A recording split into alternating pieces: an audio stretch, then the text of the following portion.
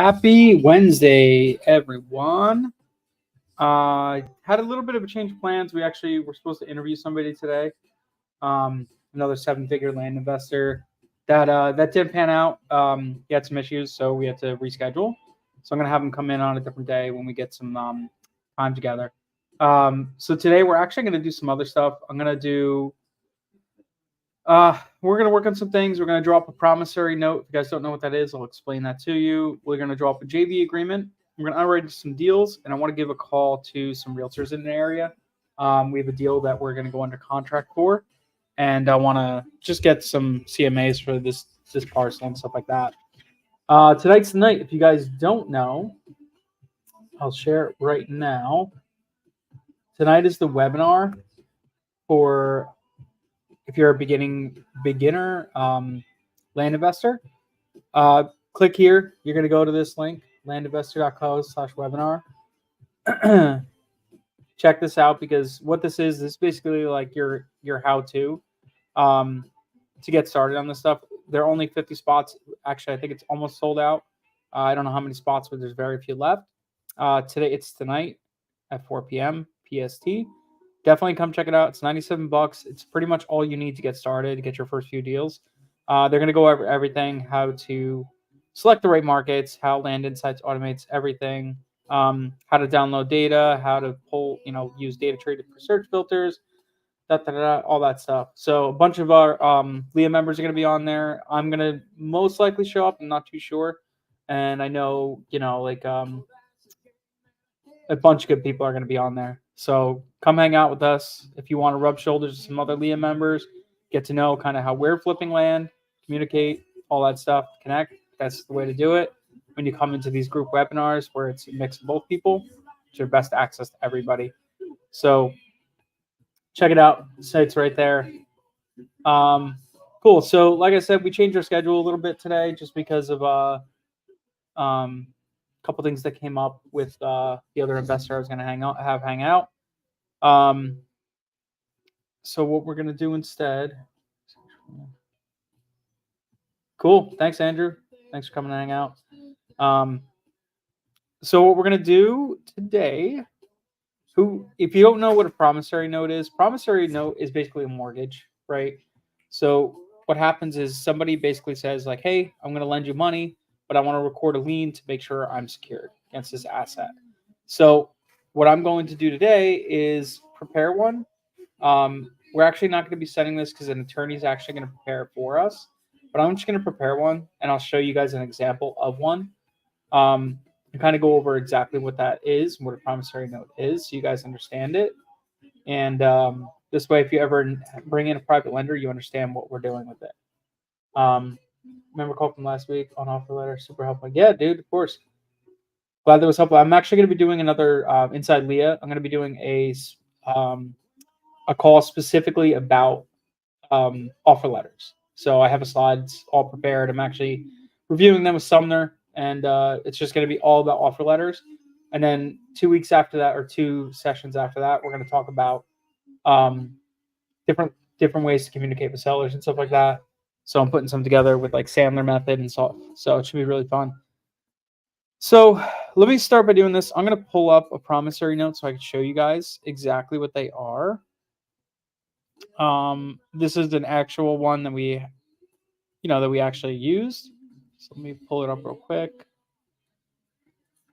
All right.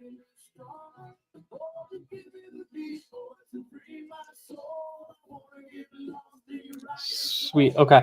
So I'm going to show you this note. This is an actual live note that we already closed out on. So we've already bought and sold the property. I'm going to show you one note now, and then I'm going to show you another note that was almost a mistake, almost a big mistake. But I luckily caught it. You really got to learn how to read this stuff. So these are super easy to like kind of read and look at once you start like looking at them. So basically, a promissory note is an agreement to pay a debt. Okay, that's all it really is. So what happened here? This is a property we were purchasing, and I could actually let me see if I can pull up the property itself. Zillow, Surrey County.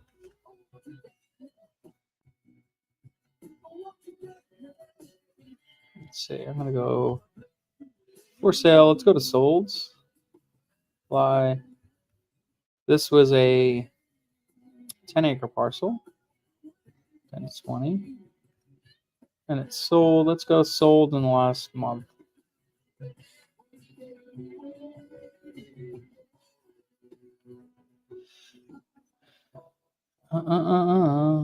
Where are you? Maybe it didn't get reported. What's up, Justin? So I'm gonna look. Let me look back a little bit further. Let's go last 90 days. I'll see if it got reported or not. If it didn't get recorded, yeah, here we go. Okay, so this was the parcel. The pictures are gone now, but this was the parcel. We sold this for 90,000. Okay, so beautiful 10-acre tract. Sorry. Okay, so this is the guy. Awesome guy. This guy Brandon Rich. If you guys are ever doing anything in like center of North Carolina, outside of like Surrey, Winston-Salem, that area, this guy's awesome. Brandon Rich, hit him up. Awesome dude. So this is the promissory note. Let me zoom in on this, and I'll explain more about what this exactly is. And this is going to be important stuff. I know maybe like right now for a lot of people, like this might not be something you're ever going to look at, but this is a video that you're going to want to save and go back and like rewatch later on when you actually bring a lender in. And if you ever need help, like if you ever have a deal that you need funding on or anything like that, I'm totally down to like partner up with you, or you could assign the deal to me and I'll basically fund it and everything like that. I'll show you how it all works, like how we draw up these notes and how we do all this stuff. We're actually taking on assignments. So if anybody ever has a deal that they're like, hey, I want to fund, I want to sell this, I just need $5,000 in the next like 3 weeks.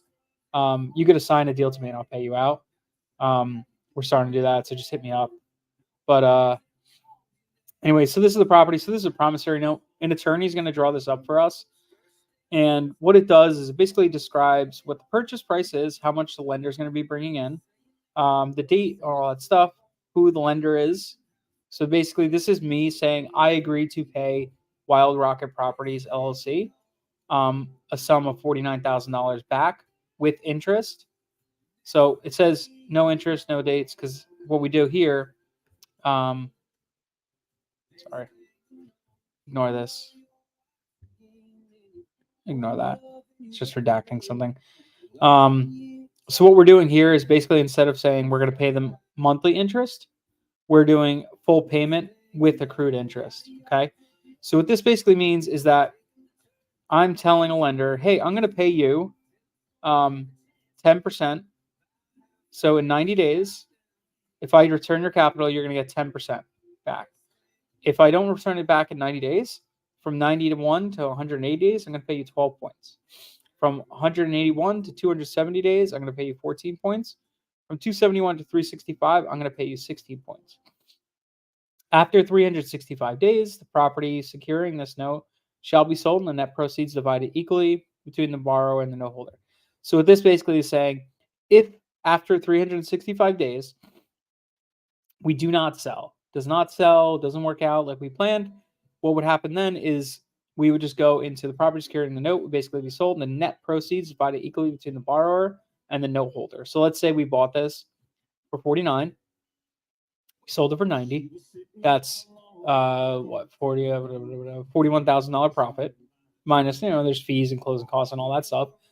But we would split that 50-50. So the lender would get their 49,000 plus half of the net proceeds, and I would just get half of the net proceeds. So if this note is not paid sooner than the remaining indebtedness shall be due upon, October 12, 2024. So 1 year from the date of origination. So here's the date of the origination. Here's the date of the expiration. And that's when we go into a 50-50 JV agreement, joint venture. If payable in installments. So basically, we don't do installments. We just do full balance. Unless otherwise provided, this note may be prepaid in full or in part at any time without penalty or premium. Partial prepayments shall be applied to installments due in reverse order of maturity. So this gives us an option if we're saying like, hey, look, this property's taking a long time, but here's what we're going to do. We're going to pay you back your $49,000, but we're still going to owe you the interest. Or maybe we'll only pay you $20,000, whatever the case may be. it gives us the option that if we wanted to pay half back or whatever the case may be, we could. In the event of a default of payment of any installment of principal, interest hereof becomes due, such default is not cured within 10 days from due date, then the default under the terms securing a note, such as default, is not cured within 15 days, written notice marker, then each such event holder may, without further notice, declare the remainder of their principal sum together with all interest. A lot of legal jargon. Basically, they could say, if I screw up and I don't pay you, they could come back and say, hey, you got to pay me. We don't put like any exercise options or anything like that. They basically could say, hey, you haven't paid me. It's been a year. You owe me 49,000 plus 16 points, and I have to pay that. So this all goes on here. This is more like just lender legal jargon. You guys could pause this video and read all this if you wanted. Note was governed by the state of North Carolina. This note was given for for money lent for the purchase of real property and is secured by a deed of trust. Now, what is a deed of trust? Basically, a deed of trust is basically stating that, hey, I'm the lender. I placed my money onto this property. This property cannot sell until I'm paid back. Okay. And then it's secured, which is in the first lien position. So first lien, senior lien position are the top positions for a lien. So basically what that means is if there was ever a default, this is for housing, this is for any type of lien position, doesn't matter what it is. Housing, whatever it is, first lien position is your senior lien. That means they're the first ones to get paid back. So let's say there's a foreclosure, and let's say the lien amount was $49,000. There was a foreclosure. They foreclosed. They sold the property at auction for $50,000. Now there was a second lien position for $10,000. Well, the first lien position we would get fully paid $49,000 with accrued interest, whatever the case may be. Just for simple terms, I'm just going to pretend $49,000 was with the interest. Now there's an extra $1,000 that hasn't been sent out yet. That goes to the second position, that junior lien position. But wait a minute, they had a $10,000 lien, but they're only getting $1,000. So they won't get their full amount necessarily unless it's sold for, $59,000. Then they will get their full amount back, right? So a junior lien position or a second position does not have the same securities as a first lien position. So that's why whenever you're shopping with an investor and saying, hey, look, I have a property, I'm going to put you in first lien position. That is like a way better way for a lender to be secured. They're more apt to do that deal if they're in the first lien position. Okay. So first lien is super important. This terminology right here, learning this stuff, first lien, senior lien, those types of positions when you're talking to a potential private lender, which your private lenders could be your uncle, your brother, your sister, your aunt, whoever, doesn't matter who it is, could be a seller, right? I get a lot of sellers that we bought the property from them. And then after we purchased the property, I'm like, hey man, just checking in. Hope everything went well. Just curious what you guys plan on doing with the money. Half the time they're like, oh, I'm just gonna throw it in the bank and just sit there. I'm like, well, why don't you put the money to work? I'll put you in some deals and make 10 points on it. And they're like, really? You could do that? Absolutely. Then we go through the whole thing. And I get lenders that come back after they've sold their property to me. I give them my money and then I just get my money back and put in another deal and lend on it. So there's tons of ways to raise private capital, but you're going to want to secure it with a promissory note. Okay. This is the first one. Promissory note. Let me see if I can pull up this. So we're here for a second. Then we got this is title docs. Account wiring. These are wiring instructions. This is a different parcel, but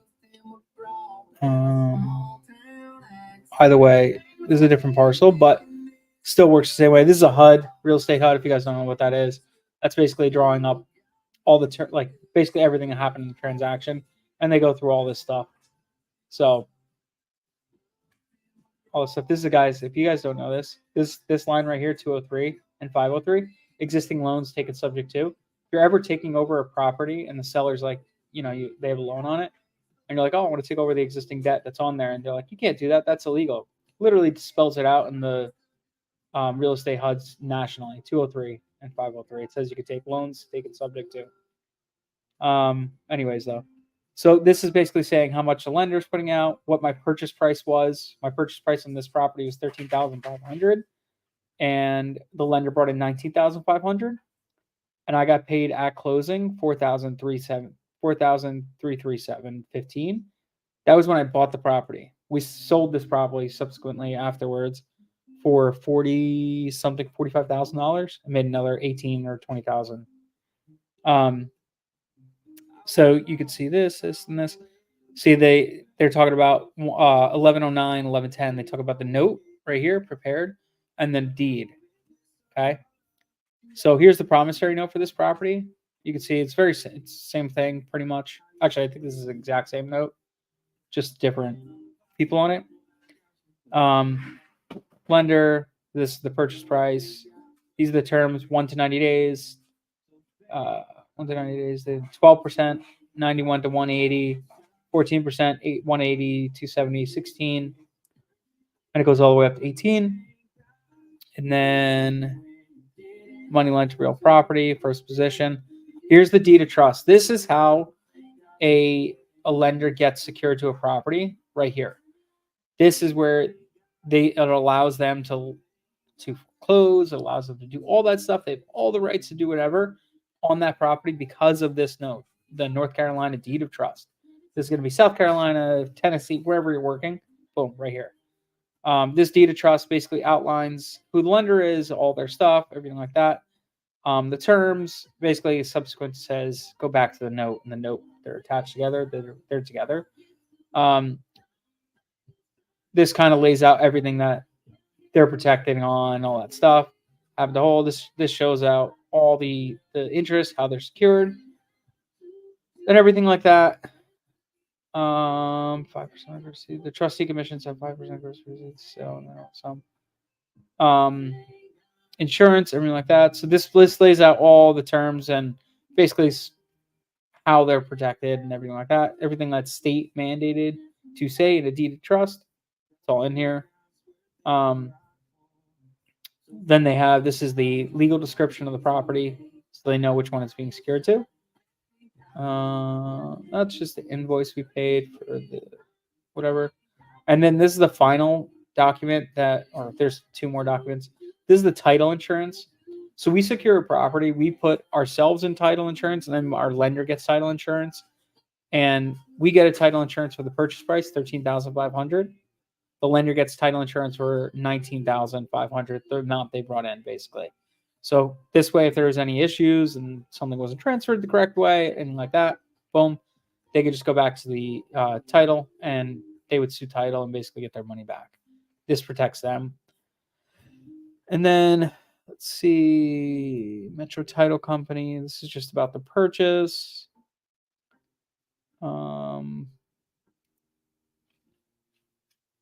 Okay, so these are the requirements. This is basically outlining everything, the stuff that needs to be done to actually close on a property. Schedule B, all the rest of the stuff, how to, everything else has to get recorded, ever done. Let's see, Schedule B, it's all the same stuff. Okay, so that's your promissory note, deed of trust, and then let's see, I have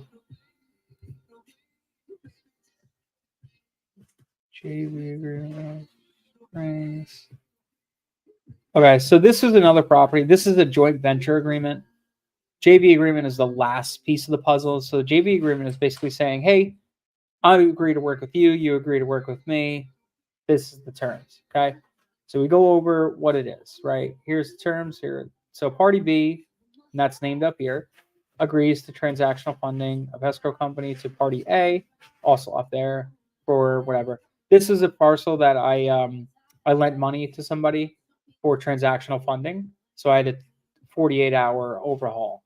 So I lent $21,496 out to somebody for 48 hours, and they returned the funds within that whatever, and that was 48 hours, and I got $500 back in addition. So I got $21,496 plus $500 back. So This basically outlined all the stuff for the deed of trust, basically saying, hey, I'm agreeing to work with you. These are the terms. Okay, cool, everything like that. If anything does go wrong, here it is, whatever. So promissory notes are super important if you're, joint venture agreements are super important when you're working with a lender to have the terms laid out instead of keeping ambiguous, like, or whatever.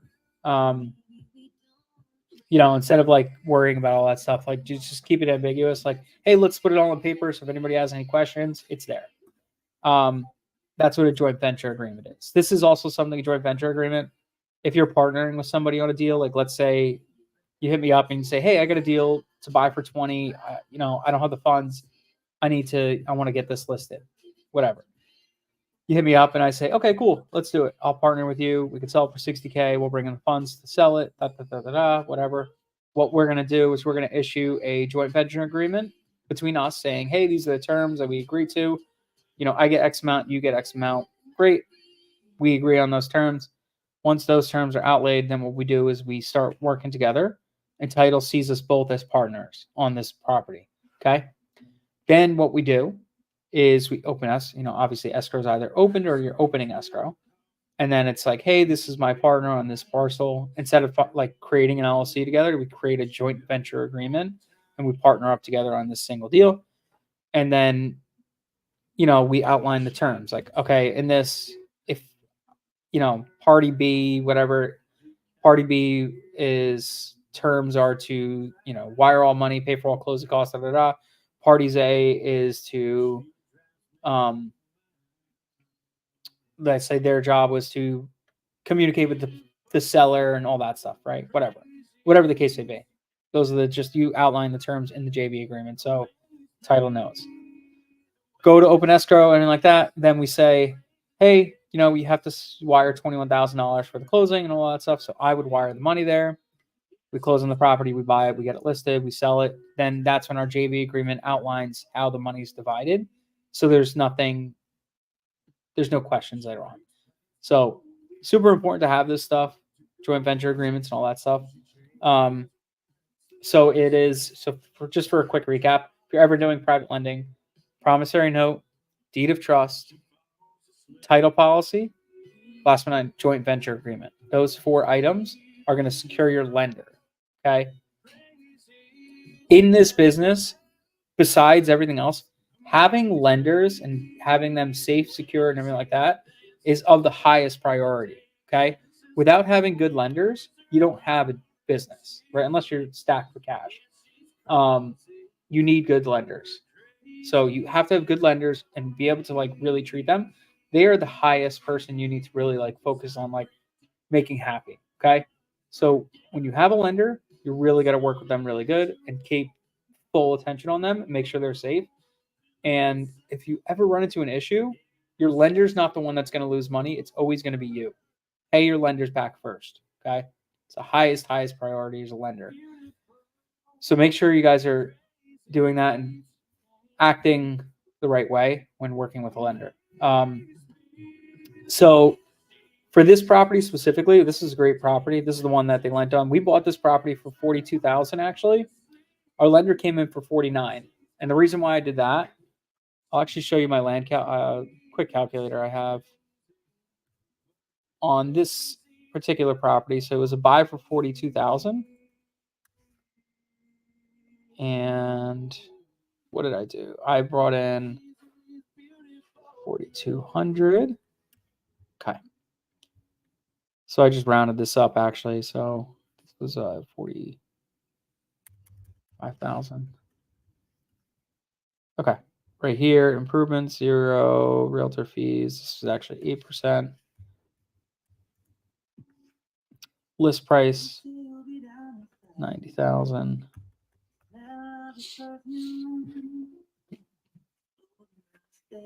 Let's see.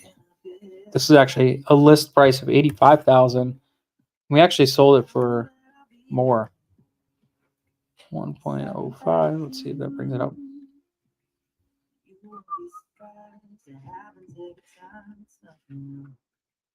It's fine. Close enough. So this parcel specifically, what we did, we Purchased 42. I brought in $5,000 extra plus $2,000 for closing costs. Total lender raises $49,000. While close of escrow, I actually got a wire for this property for $6,000. So what happened was the closing costs were like less than $1,000. So what happened was I got paid $6,000 to purchase this property, if that makes sense to everybody. So upon purchasing it, I made $6,000. Then I listed it, and I took that listing. We listed it for $85,000. Within 5 days, we had multiple offers, and we sold. We ended up accepting a contract for a 30-day close at $90K. My realtor made $7,200. So right here, my lender made this much. They made $4,900. This one actually I did. So this is actually null. So we actually netted on this property. It was 27,000, something like that. So it was this plus this was my total. So we netted $27,000 on this property, plus 6,000 here. So we actually made 27 and 6, $33,000 on this parcel. This was a great one, honestly. It was a really good, simple property. It went super quick. Let's check the timeline. We had better pictures up here, but sometimes when it goes closed, the pictures go away. But let's see. So we did, yeah. So look at this. 1027 was listed. We were under contract by 11/6. We sold on 1/12. So it took us a little bit of time to actually close it. They were supposed to be a 30-day close, but they ended up taking a little longer. They went and got a perk test and all that stuff. It was all fine. So it sold. Everybody was happy. We were supposed to close on the 23rd, but something got delayed. Of December 23rd, but something got delayed. So, anyways, cool property, great little one. Super happy about it. My lenders are super happy. They're having a wedding, so they made an extra $5,000 that they took and put towards their wedding. And yeah, super cool thing. So, what's up, Kevin? What's your question, brother? If you guys ever have questions, drop them in the comment. I'll answer them. So, let's see. What else we got? Promissory notes. Oh, I wanted to go over. Hang on. Let me pull some more stuff up.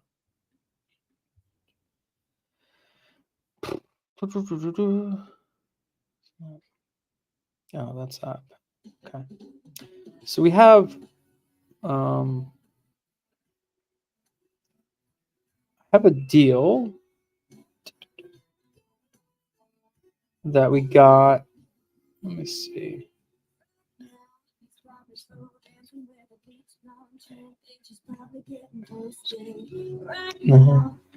There it is. All right, so I got a property in Georgia that I need to call a realtor for.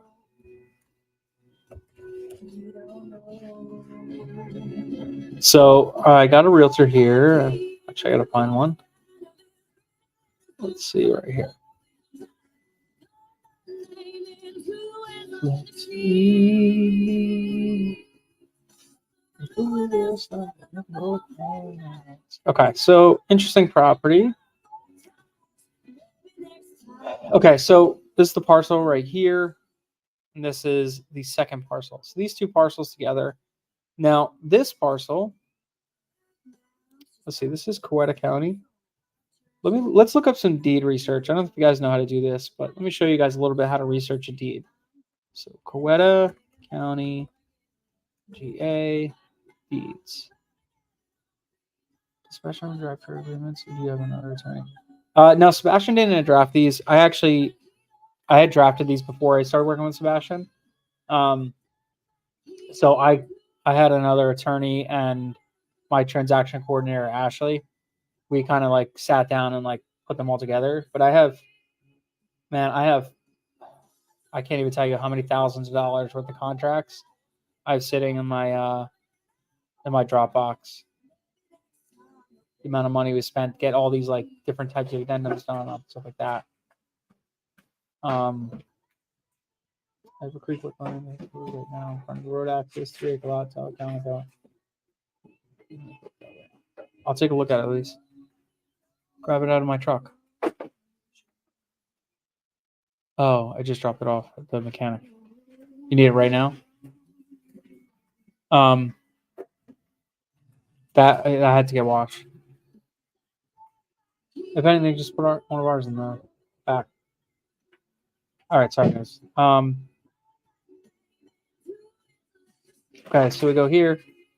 Let's see.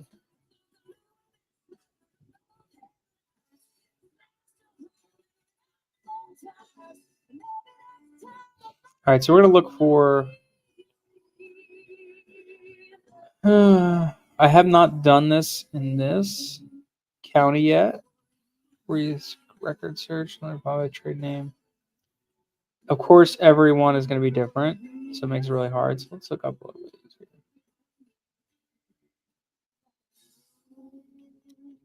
easier. Search. Okay, book page. Okay, land description, name. So we're going to look at for this parcel, we're going to just look up the name.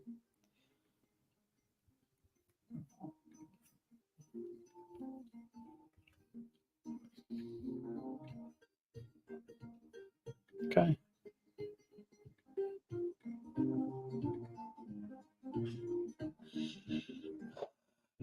Okay. Cool. Okay, so this is all the stuff that he's going to have. Now, this is going to show Arthur or Coweta County. Let's see which parcel this is.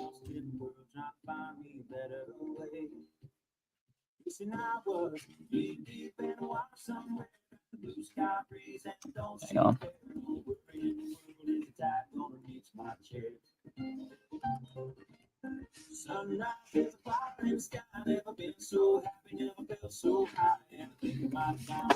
Gotta create an account real quick.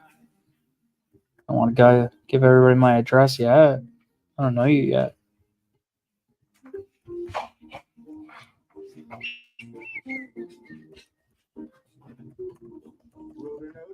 USA.com.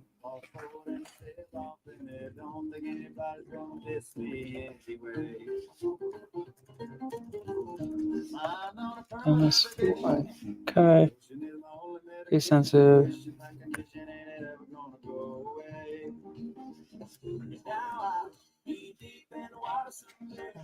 Okay.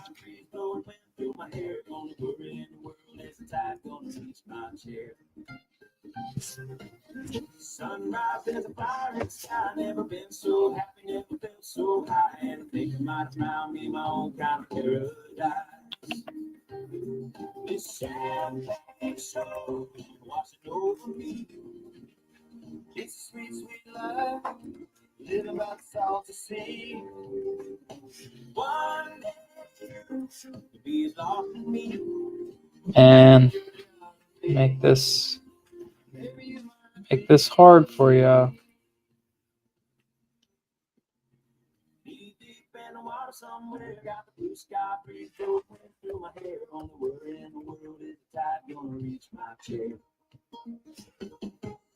Sunrise is a fire in the sky, never been so happy, never felt so high, and I think I might have found me my own kind of paradise.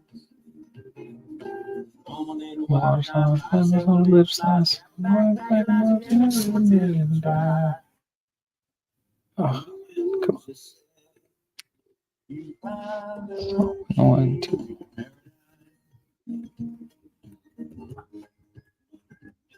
So many things. Okay. See password. Okay, let's go back. Let's go home. Try this again. I had to create an account. Paste. Search by name. Search. That's the guy. Search. Every county is different. Some counties are free and you don't have to do any of this stuff. Other counties, you got to go jump through 1,000 hoops. So this is going to show me deeds and all that stuff. Let's see.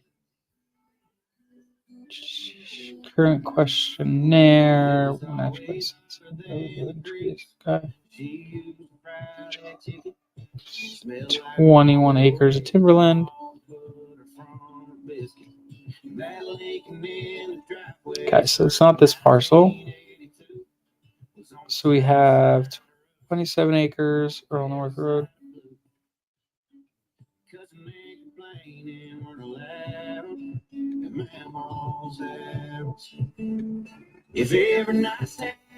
Let's see.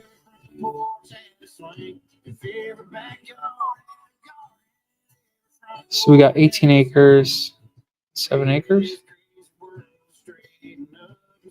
Actually, it might be this. Hey, Effie. What's up, Effie? How you doing?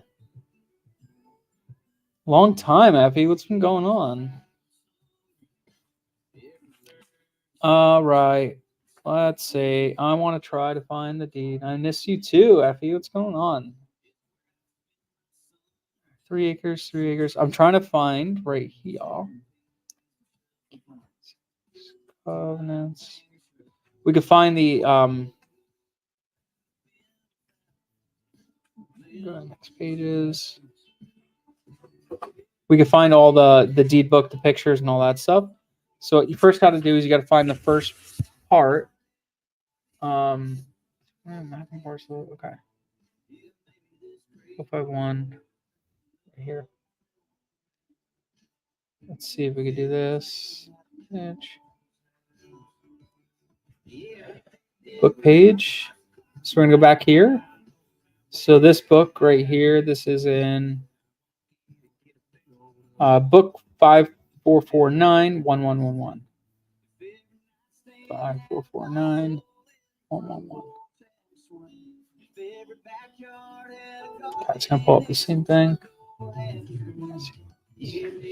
All right, so we're gonna look on here. I'm gonna try to find anything that references the easement and everything like that. So the problem with this property is it's actually got an easement. So, this is a district lot. So what they usually say is they'll show the track number and everything like that. Map parcel number, year began. And they'll reference where it is on deeds. So the deed book and all that stuff. So 115, 116.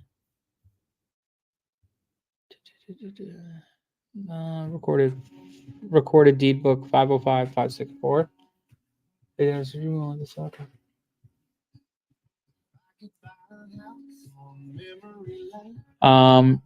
Recorded 505, 564. Let's see what that one is. 505, 564.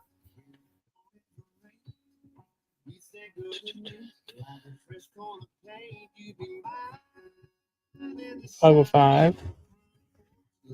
So it's kind of, you just got to kind of go down a rabbit hole if you're ever looking for like a deed or anything like that. If you're trying to find where an easement is. So here's the actual like deed of the property. So all that should contain a tract, land lying via land lot 110, 111 of the second land district, 27 acres, tract 2. Associated by Jim Daniel. Plat book 4691. Okay. So let's go back here. I'm going to go open like a new tab. You're going to go plat and you're going to type in, this is 4691. 4691. Sorry. Okay, cool. So this should show me if this is the right image.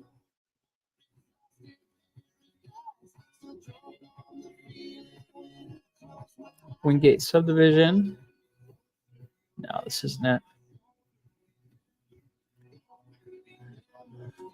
4691 it says. This is book page.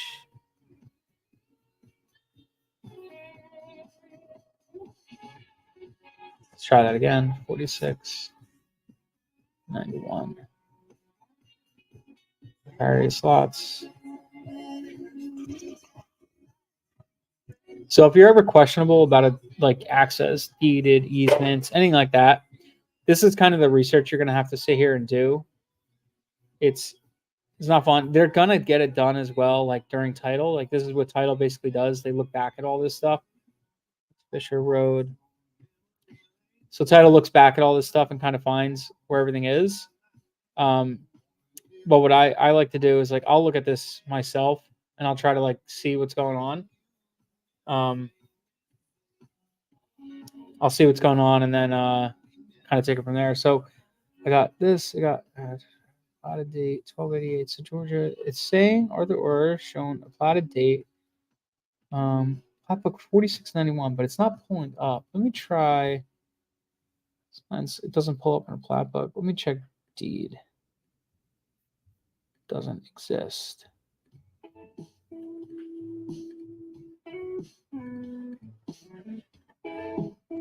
4691. 2002 Cavalry. No, this isn't it either. No, not it either. All right, let's try again. Plat.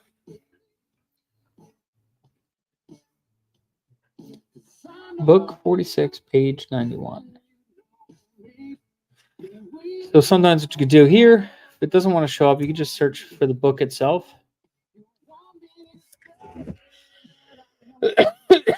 46107. Okay, so this is 46107. I'm going to go back. So previous 5 pages.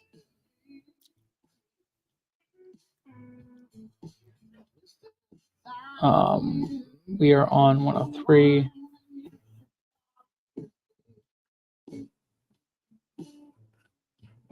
This is this is 38. I don't see it on here either.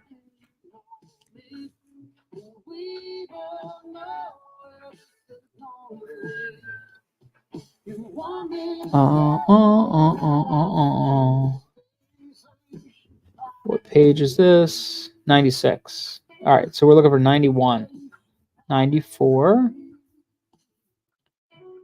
93, 92. So one more page. We should be there. Earl North Road. Okay, here we are. Absolutely stunning. So here is the exact thing I needed. Now, what this does is this is showing me. Let me see if I can zoom out a little bit. Okay. Not too much. I'm going to take a quick screenshot of this baby. And then I will zoom in for everybody. So what I just found is that I know there was an easement on this property.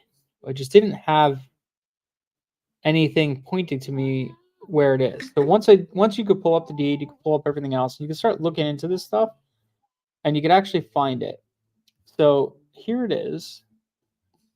This is important that you guys, everybody learns this. Okay, so all right, so we're gonna zoom in.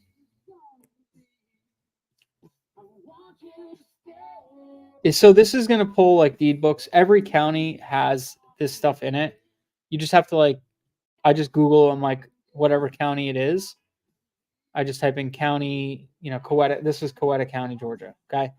So I just look for that. So now here's the property. Okay. So let's look at, I'm going to show you. Let's do this. Can we go?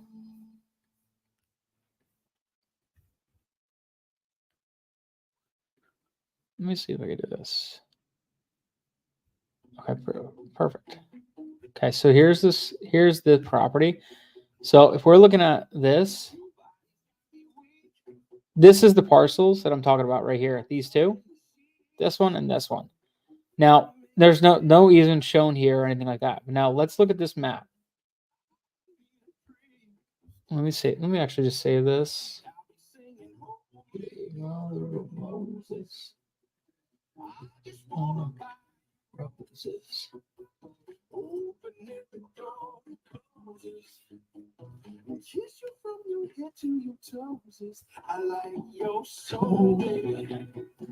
Okay. Baby. Okay, there it is. All right, so here's the tracks.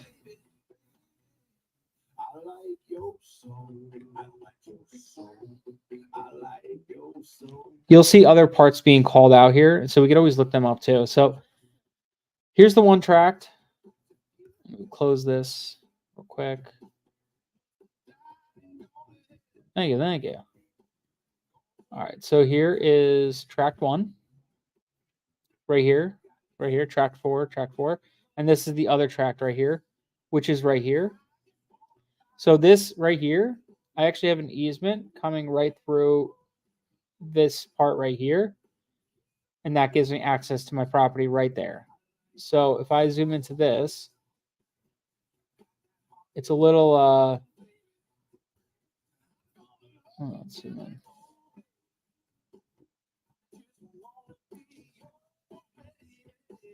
So my easement's actually right here. Right here. Now it's not cut in. So what that means is I gotta basically cut this in. Okay. Give myself access. This neighbor's probably not going to be happy because, now I'm going to have to cut alongside their house access, unless it comes in through this one. I got to check. This is where it's important when you get like surveys and stuff like that. You'll kind of find out where all this stuff goes and exactly is. Because this, if you look at these parcels, these were subdivided after this easement was created. So you could keep researching all this stuff. Like if I look here, these are all like the actual like coordinates for everything, where the pins are and everything like that. So you have your entrance right here. You can look here. A lot of times what they'll call out is like different deed books and stuff like that. You can look up the next thing about it. I got Betty Cooley. Let's see if Betty still owns her property. Is Betty still? No, Betty sold her property. Okay, so Betty Cooley owned a big parcel. She sold all this.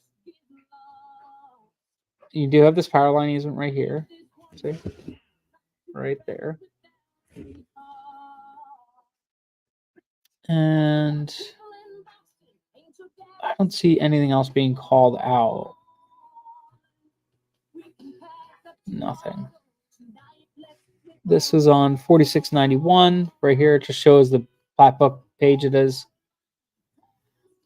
The survey is subject to all existing roadways and easements. Robert Orr. This is done in 1988. This original easement. So this is probably something we're going to have to update. And when we update this, it's going to cost us the cost of the survey. Like $2,000 for a survey to get done to come out here and survey this easement out, plat it, show it on the map, re-record this. It does show it here. It is legally binding. It's just more of one of those things that doesn't hurt to get re-recorded just to make sure like the seller understands it. You can see here, I have an easement on this property right here, a 50-foot easement road. And then we also have this 150-foot wide power line easement, okay, running right through the hot property right there. So if we go back to these results,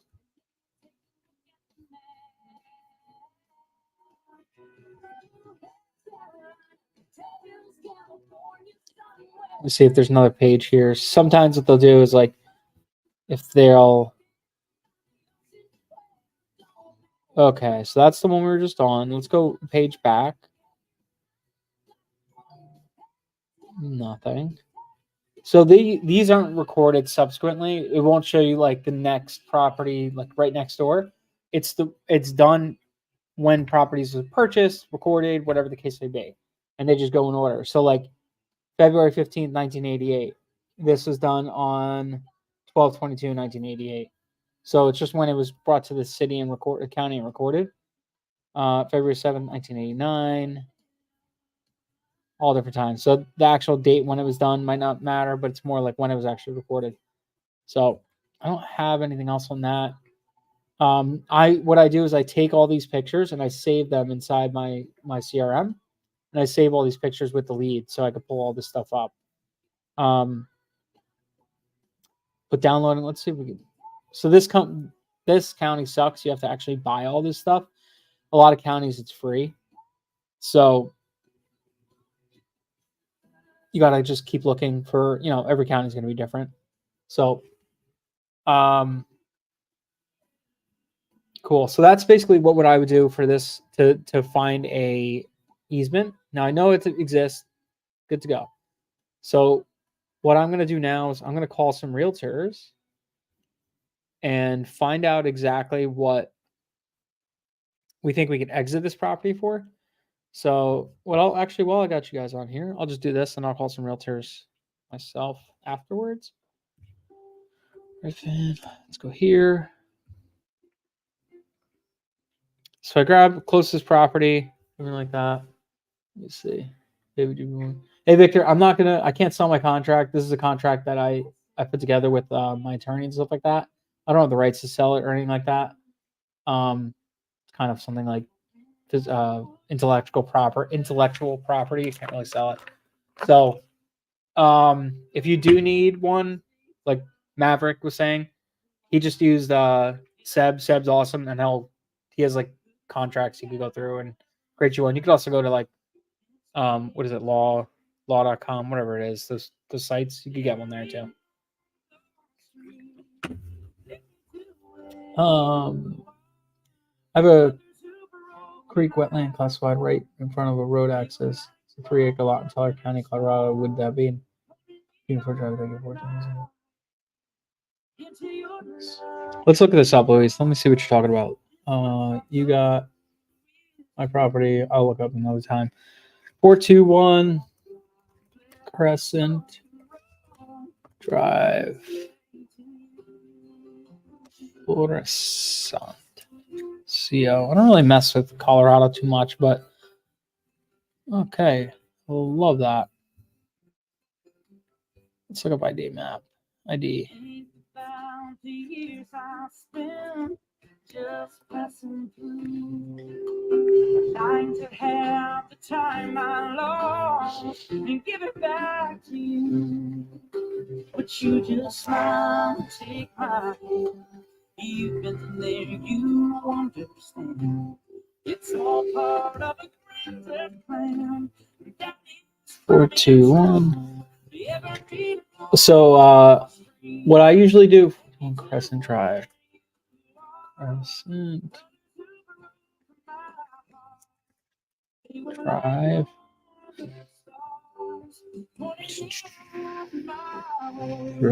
Colorado. So what I usually do for realtors and such, I will call certain realtors and get a BPO. I already have a commitment with the seller that they do want to sign with verbal. I just haven't done the actual contract yet because we're back and forth whether we're buying the 2 parcels or just the one. So we haven't done it yet. But I typically like to wait until I get it under contract, unless I'm like super questionable about it. Like if I have no idea what the hell's going on, then I will. I'll try to get a realtor to look at it first. But you don't want to waste their time because like unless you get under contract, you kind of screw them. So I try not to do that. If it's a realtor I know and I work with, like I have one realtor that I work with that he tells me all the time. He's like, dude, don't get a property under contract until we talk.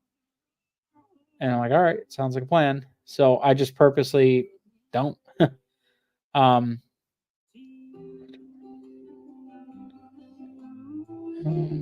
Where's it zooming out so far? All right, so you're talking about this. It's got this stream in front of it, right?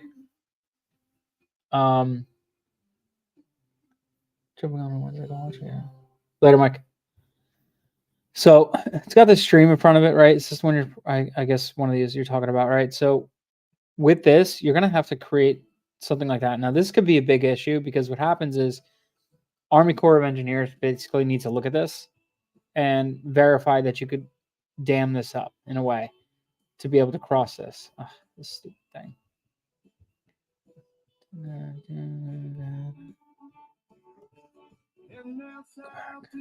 Where did you go? All right, right here. So Army Corps of Engineers is going to have to look at this and see if you can gain access and put like a pipe through this and all this stuff. So it actually does create some issues. So you do have issues with that because you can't technically cross this. Now, what you will see, and if you look this up, you might have, you don't have to look this up yourself, do the exact research I just did. Look if you see if you have an easement across Timber Mesa. So if you take this property and you go into, what the heck county is this? Uh,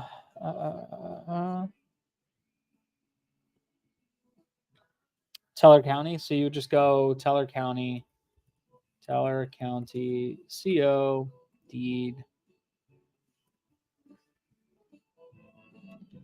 recording, Teller County recorder information, Teller County US property records. Try this one. So street number 421.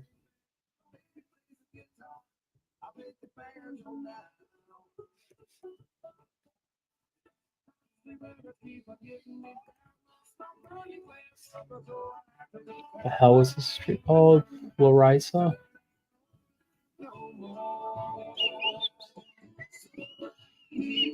421 Crescent. 421 Crescent. Oh boy. Me mama like the wind and the rain, rock me mama like a south. Cool. No results. Okay. View. Vacant land. So this is going to bring you your map and all that stuff. Then you can pull all this, the rest of this stuff up and see if you have an easement attached to it. Sometimes what this will show you on here, these maps, they'll show you deed books, anything like going on. Sometimes in the legal description, they actually even outlay that kind of stuff. Let's look at this real quick before I go. If you look at this guy, yeah, see how they access their property? These guys, they all come in through this way. They don't cross this stream. This guy does. But I wonder, okay.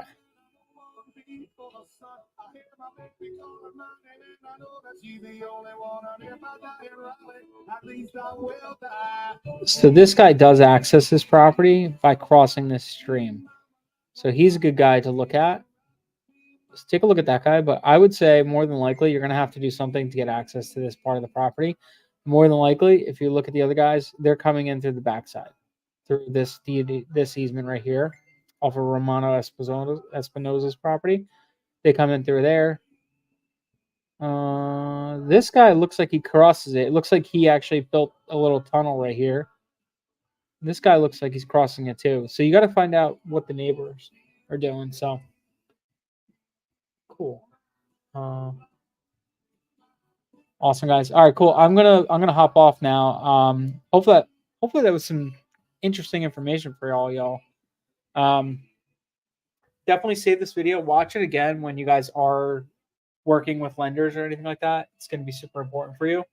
So, and this is also great if you're ever looking for deed research. This is how I research deeds and stuff like that and find all this information, see if there's easements and everything. So, cool. All right, guys. I will see y'all later. Remember, again, check out, if you have not already done it, go here, hop on this webinar. It's tonight. It's 4 o'clock. It's going to come up soon, next couple hours. So check it out. I think it's 3.5 hours from now. It's going to be your one-stop shop to getting your land business started. So check it out. Cool, y'all. I'll see you guys next week. And everyone else, I'll see you guys. Awesome. I'll see you guys next week. Thanks. Later.